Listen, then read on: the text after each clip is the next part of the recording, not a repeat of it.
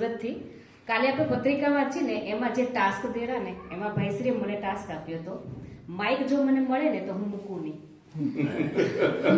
અને તમને બધા માઇક થી બીક લાગે, અને આ તો વસ્તુ શું હે, અને મને તો આમ જે ટાસ્ક દે કે આમ હિંમત વાળું કામ હોય ને એટલે મને તો ભાવતું હતું ને વૈદ કે એવું હે. એટલે મને આ સેમિનાર તો હું તો બહારના જ શોધતી હોઉં કે અહીંયા મને કઈ આવવા પડે. અને બીજું કે હું 25 વાક્ય બોલું જે 10 ની જરૂર હોય, તો ભાઈશ્રી મને શું કીધું કે 25 માંથી 5 જ બોલવા હે, અને 5 માં ઓછા થાય એમ કરવું હોય. તો વિચાર કરું મારી અંદર શું થતું હશે.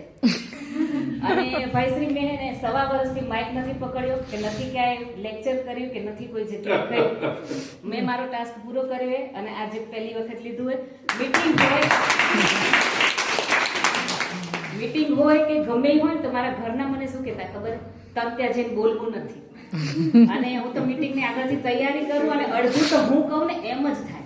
એટલે આ એક મારો ટાસ્ક હતો કે આવું કાંઈ કરવું નથી. તો મારી અંદર એટલી મૂંઝવણ એટલી બધી થાય, કારણ કે મારું ક્રિયા કેન્દ્ર અને ભાવ કેન્દ્ર એ બે ઉપર જ કામ થતું. પણ ભાઈશ્રી હવે વિચાર કેન્દ્ર અને અહેસાસ એ બે ઉપર પણ વર્ક.